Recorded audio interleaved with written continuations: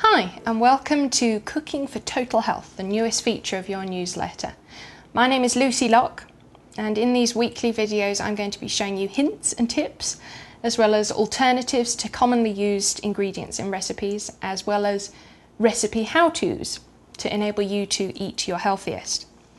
First of all, I always think it's nice to know a little bit about someone before they start bossing you around your own kitchen. So let me tell you a bit about myself. And of course, predictably, bearing in mind the nature of the site, this story is not going to start well. I've been sick for most of my life. The doctors have never really known why or what was causing it.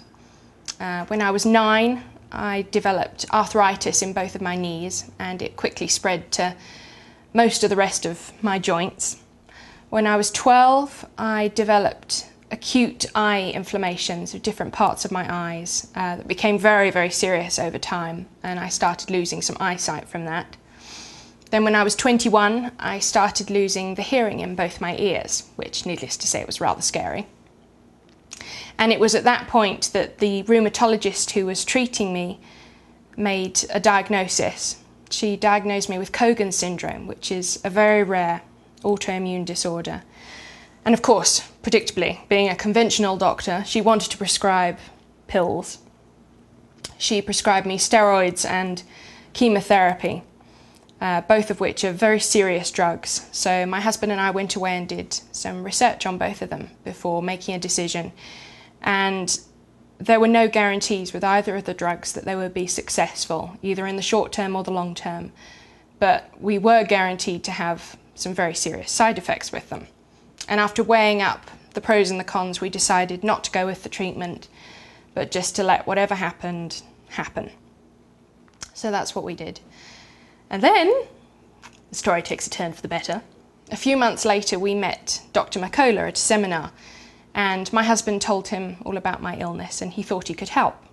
So he had me take the metabolic typing diet test, and I came out predictably as a very strong protein type.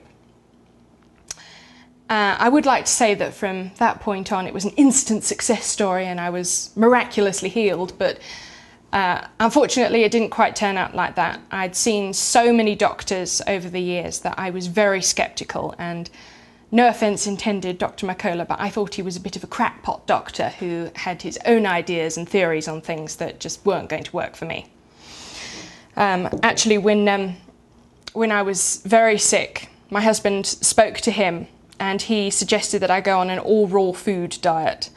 And at the thought of drinking raw milk and eating raw eggs, I burst into floods. I just could not handle the thought of eating either of those. Of course, things have turned out very differently now, but still. Anyway, a short time after that, I got very sick. I had a bad flare-up, so with a complete lack of other options, I decided to give the diet a go. And the results were very, very quick. I started feeling better very quickly. The flare-up got better a lot quicker than any flare-up ever has in the past, and I'm very pleased to say that in the past year I have had absolutely no flare-ups, which is unheard of for me. Beforehand I was in virtually constant pain from the arthritis, and I would have frequent flare-ups with both my eyes and my ears, and neither of those have been an issue for a year. Although I have to say there has been one occasion when I thought I was well. I got a bit cocky and I stuffed myself with sugar and wheat like there was no tomorrow, and predictably got very sick. But I went back on the diet religiously, and amazingly the diet alone cleared it up, which was truly incredible to me.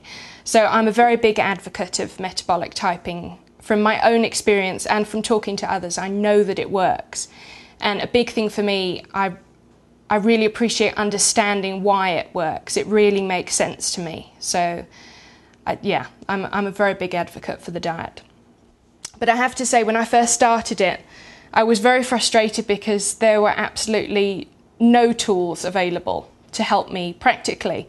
I was making huge dietary changes and there was nothing there to help me know how to implement them. And let's face it, if you've taken the test, you'll know that there's some serious foods that you've got to give up and find replacements for, and it's very difficult, very difficult. And knowing what to replace them with, or even how to start cooking from scratch, is a very big deal for a lot of people. And I mean properly cooking from scratch here, not, you know, pouring a box of stuff into a pan and adding some chicken. Sorry, that doesn't really count. So anyway, that's the idea behind this new section and behind the videos. Every week I will be showing you hints and tips from my own experience and from the experience of others that will help you to be able to eat your healthiest.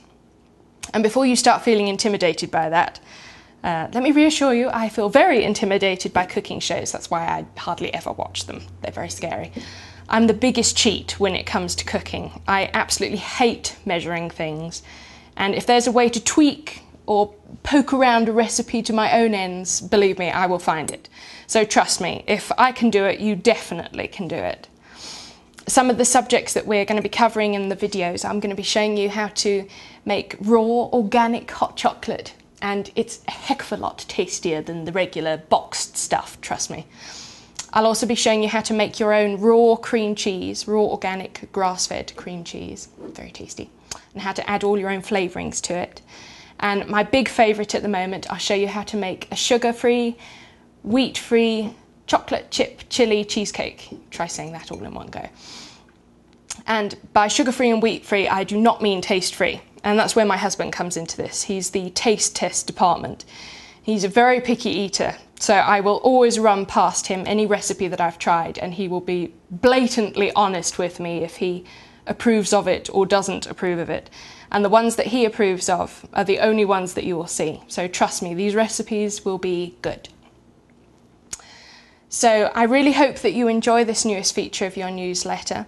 There's a new section accompanying the videos. There should be links for this section either above or below the video.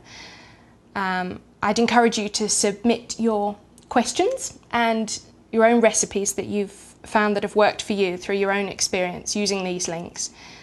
Please do send those to me. I will be publishing the best ones in the newsletter.